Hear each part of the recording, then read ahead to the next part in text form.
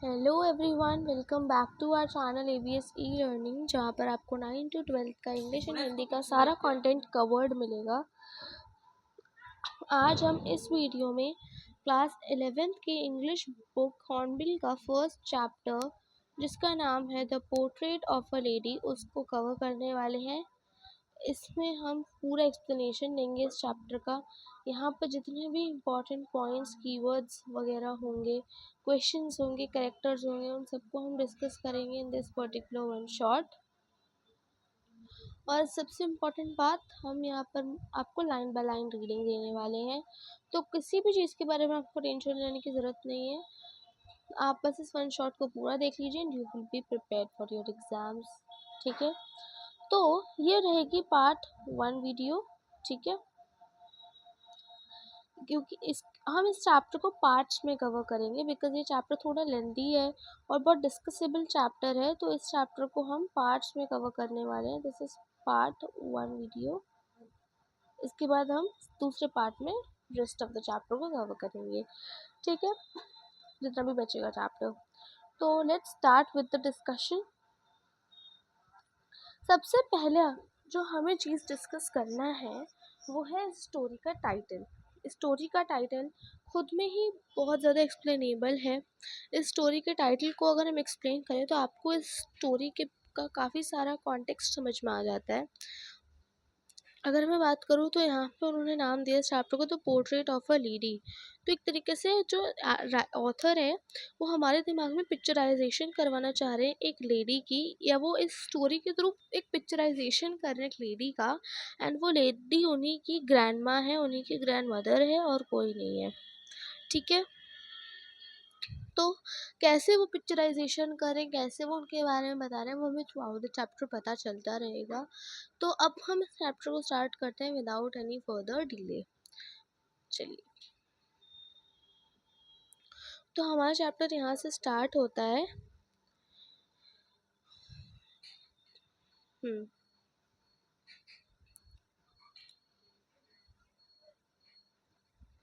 तो देखिए वो क्या, यहाँ से कैसे स्टार्ट करते हैं इस चैप्टर को।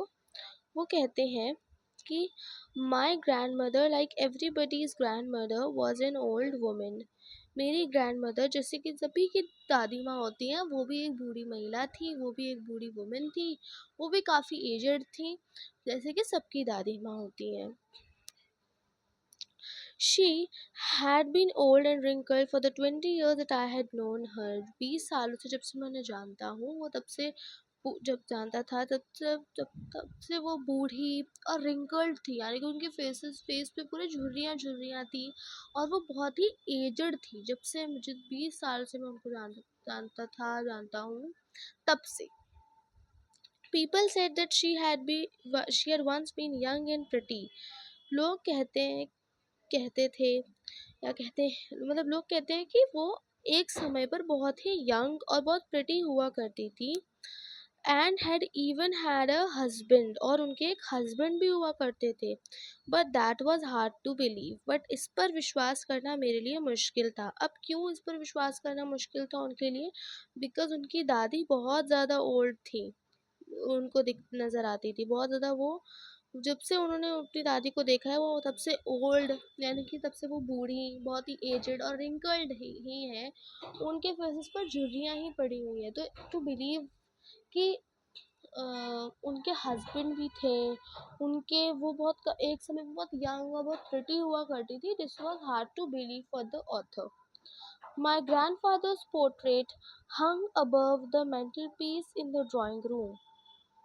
जो ड्राइंग रूम था उस पर मेंटल पीस, जहाँ पर आग जलाई जाती है, उसके ऊपर उनके दादाजी की, उनके ग्रैंडफादर की, ऑथर अब कहते हैं मेरे ग्रैंडफादर की एक पोर्ट्रेट, एक photo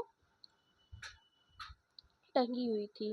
he wore a big turban and loose fitting clothes. वो एक बड़ी सी पगड़ी उन्होंने पहन, ठीक है ना, वो पहनते थे। एंड ढीले ढाले कपड़े। ठीक है, his long white beard covered the best part of his chest and he looked at least 100 years old.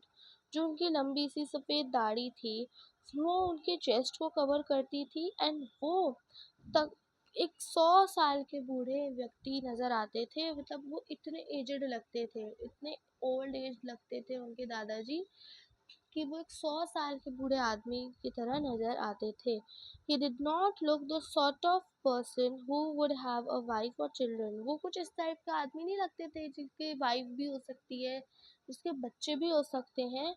He looked as if he could only have lots and lots of grandchildren. उन्हें देख के तो सिर्फ ऐसा ही लगता था कि इनके बहुत सारे ग्रैंड चिल्ड्रन हो सकते हैं, इनके पोता पोती नाती नातिन हो सकते हैं, उससे ज़्यादा इनके और कुछ नहीं हो सकते। इनके बच्चे और इनकी वाइफ भी हैं, इस पर तो बिलीव करना ही बहुत मुश्किल था। क्यों उनके लिए मुश्किल था? बिकॉज वो इतने ओल्ड एज नज़र आते थे।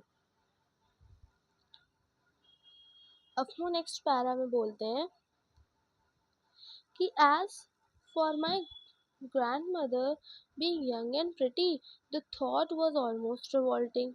अब वो कहते हैं और मेरी ग्रैंडमा का यंग एंड प्रिटी होना, इस चीज़ की बात करें तो ये जो थॉट था ये ऑलमोस्ट क्या था, रिवोल्टिंग था। यानी कि मेरे लिए तो इस पर विश्वास करना बड़ा ही मुश्किल था, क्योंकि मैं जैसा सोचता हूँ ये उसके जस्ट अपोजिट चीज़ थी।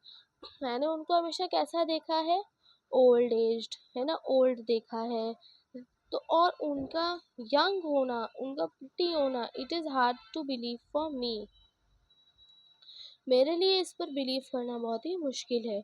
She often told us of the games she use to play as a child. अब ये हमारे साथ होता है, हमारे जो अगर आपके दादा दादी नाना नानी है तो वो हमें अक्सर अपने बचपन की बातें बताते हैं। तो वो ये कहते हैं कि वो मुझे अक्सर वो किस तरीके के जो है गेम्स खेला करती थी उनके बचपन में, उसकी बातें बताया करती थी। ठीक है ना, that seemed quite absurd and undignified. जो मुझे ऑन हर पार्ट जो थोड़ी सी एब्सर्ड यानी कि इलॉजिकल, अनडिग्निफाइड, थोड़ी डिसरिस्पेक्टफुल सी लगती थी।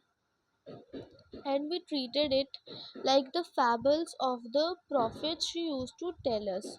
और हम उसे कैसे ट्रीट करते थे, वो जैसे कोई एक कहानी से सुना रही हूँ, जैसा कि पुजारी वगैरह सुनाते हैं, सेंट्स लोग सुनाते हैं, उस तरह के लोग सुनाते हैं।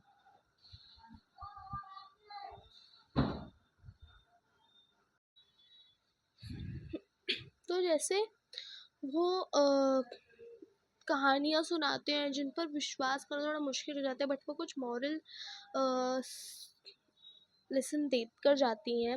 जैसे प्रॉफिट्स यानी कि सेंट्स वगैरह हमें कहानियाँ सुनाते हैं, उनकी कहानी होती है, उस तरीके की कहानियाँ वो हमें लगती थी। ठीक है। She had always been short and fat. वो हमेशा से क्या है, उनकी हाइट छोटी थी और वो थोड़ी मोटी थी। ठीक है। एंड स्लाइटली बेंट, और वो थोड़ी सी उनकी कमर जो थी वो झुकी हुई थी, मतलब एक तरीके से कुबर सी निकली हुई थी उनकी कमर की। Her face was a criss cross of wrinkles running from everywhere to everywhere. उनका जो फेस था वो मतलब उसमें हर जगह पर रिंकल्स यानी कि झुर्रियाँ पड़ी हुई थी। No, we were certain she had always been as we had known her. तो वो कहते हैं we were certain, certain means we were sure,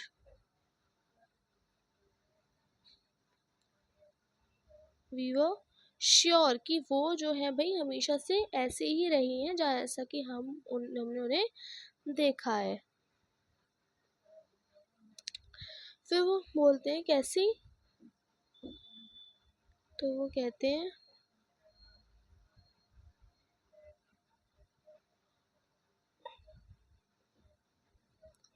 old, so terribly old that she could have grown older and had stayed at the same age for 20 years। वो कहते हैं कि इतनी बूढ़ी कि उससे ज़्यादा वो बूढ़ी हो ही नहीं सकती थी, उससे ज़्यादा एज उनकी हो ही नहीं सकती थी, ऐसा उनको देख के लगता था। एंड वो उसी एज में ही थी 20 सालों से, यानी कि जब 20 साल से मैंने 20 सालों तक उनको जब तक देखा, जैसे देखा उन्हें 20 साल तक, वो ऐसी की ऐसी थी, उसी सेम एज पर ही टिकी हुई थी। मीन्स वो इतनी ओल्ड हो चुकी थी, उससे ज़्यादा ओल्ड तो वो हो ही नहीं सकती थी। She could never have been pretty but she was always beautiful. This is important line. तो वो कहते हैं कि वो कभी तो प्रिटी तो नहीं रही होंगी but she was always beautiful, यानी कि वो प्रिटी तो नहीं थी लेकिन वो ब्यूटिफुल थी। अब प्रिटी, यहाँ पर ये चीज़ समझने वाली है कि वो जो प्रिटी वो कहते हैं कि वो प्रिटी तो नहीं थी लेकिन वो ब्यूटीफुल थी। तो अब इस चीज़ पे डिफरेंस ये है कि वहाँ पे वो उनके रूप सौंदर्य की बात कर रहे हैं। वो कहते हैं कि वो सुंदर तो कभी नहीं लगी उस हिसाब से, बट वो ब्यूटीफुल ज़रूर थी। ब्यूटीफुल मीन्स कि वो उनके मन से बहुत सुंदर थी। उनका जो है तरीका, तौर तरीका, रहन सहन बहुत ही अच्छा था। उनका लोगों के साथ चाल चलन भी काफ़ी अच्छा था। तो इस सेंस में वो ये बात कह रहे हैं। ठीक है। She hobbled about the house in spotless white with one hand resting on her waist to balance her stoop and the other telling the beads of her rosary. तो वो कहते हैं कि वो पूरे घर में घूमती रहती थी, साफ सफाई रखती थी, ठीक है ना, वाइट कपड़े पहनकर। एक हाथ उनका उनके वेस्ट पर रहता था जिससे कि वो अपने शरीर को, अपने जो ऊपर से निकली थी उसको बैलेंस कर सके, और दूसरे हाथ से वो माला जपती रहती थी।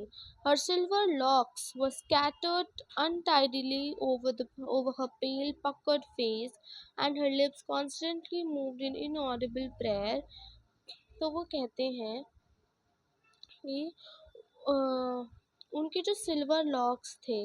अब what does the silver lock mean? तो सिल्वर लॉक्स का मतलब है,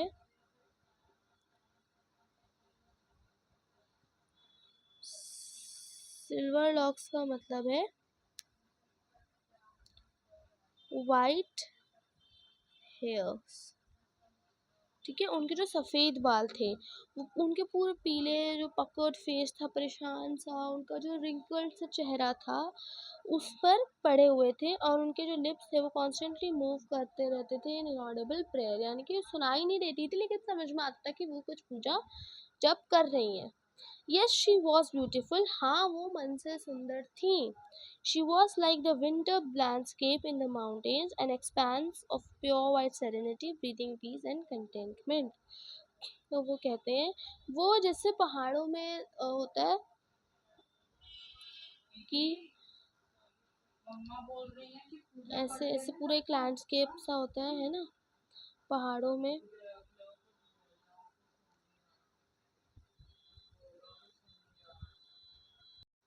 ठीक है,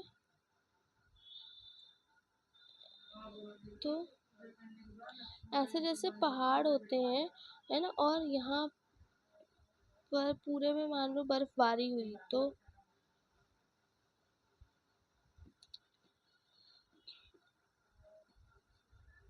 बर्फबारी हुई तो पूरा यहाँ पे वाइट सा रहता है ना, ये पूरा लैंडस्केप ही है। ये आप समझ लो इस टाइप से है। पूरा ये हमारा माउंटेन के आसपास पूरा वाइट वाइट रहता है ना, तो यहाँ पे जैसे हमें शांति सी मिलती है। ये पूरा वाइट लैंडस्केप है ना, उसके ऊपर मान लो ये जो है, ये हमारे पहाड़ है। तो जैसे यहाँ पर एक कंटेंटमेंट फील होती है ना, एक सेटिस्फैक्शन सी, एक शांति सी फील होती है, उस टाइप की चीज़ उनके पास लगती थी। ठीक है, फिर वो कहते हैं इसमें, इस पैरा में वो कहते हैं कि my grand mother and I were good friends, my parents left me with her when they went to live in the city and we were constantly together. तो मेरे पेरेंट्स ने मुझे उनके साथ छोड़ दिया था। वो कहते हैं मैं और मेरी दादी में बहुत अच्छे दोस्त थे। मेरे पेरेंट्स ने मुझे उनके साथ छोड़ दिया था जब वो शहर में रहने चले गए थे, और तब से हम साथ ही रहते थे। तो वो कहते हैं she use to wake me up in the morning and get me ready for school. वो मुझे सुबह उठाती थी, मुझे स्कूल के लिए तैयार करती थी। She said her morning prayer in monotonous sing song while she bathed and dressed me in the hope that I would listen and get to know it by heart। तो वो कहते थे कि वो अपनी मॉर्निंग प्रेयर गाती रहती थी जब वो मुझे नहलाती थी, मुझे तैयार करती थी, इस आशा में कि शायद उनको सुन सुनकर मुझको ये दिल से याद हो जाए। वो कहते हैं I listen because I loved her voice. मैं सुनता था क्योंकि मुझे उनकी आवाज़ बहुत पसंद थी। But never bother to learn it, but कभी मैंने परेशानी नहीं उठाई उसको याद करने की। Then she would fetch my wooden slate, which she had already washed and plastered with yellow chalk, a tiny earthen ink pot, and a red pen, tie them all in a bundle, and hand it to me। फिर वो बोलते हैं कि वो मेरे लिए उसके बाद मेरा वुडन स्लेट लेकर आ जाती थी। वुडन स्लेट होता है इस टाइप से ब्लैक कलर का स्लेट टाइप, मतलब बोर्ड सा होता है जिस पर आप लिख सकते हो। ठीक है, जैसे कि हमने लिखा तो इस तरीके से आप लिख सकते हो, इस टाइप का स्लेट होता है। ठीक है।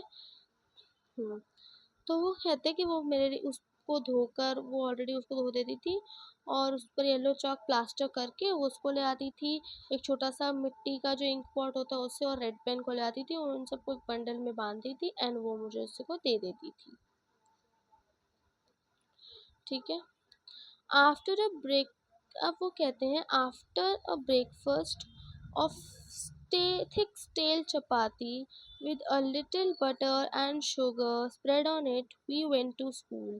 जब हम नाश्ता करते थे एक बासी चपाती का जिसपे ऊपर मक्खन और चीनी लगी होती थी, उसके बाद हम स्कूल निकलते थे। अब आपको बासी चपाती, एक्चुअली गांव में ऐसा होता है कि हम रात को ही रख देते हैं कुछ रोटियां, जैसे ज्वार वगैरह की, आटा गूंद कर रख देते हैं, सुबह खाते तो वो बहुत ही अच्छा स्वाद देती है, तो इसलिए उसको वो स्टेल चपाती बोल रहे हैं, अदरवाइज वो टेस्ट उसका खराब नहीं होता। तो वो बोलते हैं she carried several stale chapatis with her for village dogs. वो बहुत सारी बासी चपातियाँ विलेज डॉग्स के लिए भी ले जाती थी। My grandmother always went to school with me. मेरी ग्रैंड माँ मेरे साथ हमेशा स्कूल चलती थी। बिकॉज क्यों, क्योंकि जो स्कूल था वो मंदिर से अटैच्ड था। जो प्रीस्ट थे, जो पंडित जी थे, वो हमको क्या करते थे, अल्फ़ाबेट्स पढ़ाते थे एंड मॉर्निंग प्रेयर्स पढ़ाते थे। और जो बच्चे थे वो रोज़ में बैठे रहते थे वरांडा में एक दूसरे के अगल बगल, एंड हम लोग कोरस में क्या करते थे, अल्फ़ाबेट्स और या फिर प्रेयर्स को गाते रहते थे।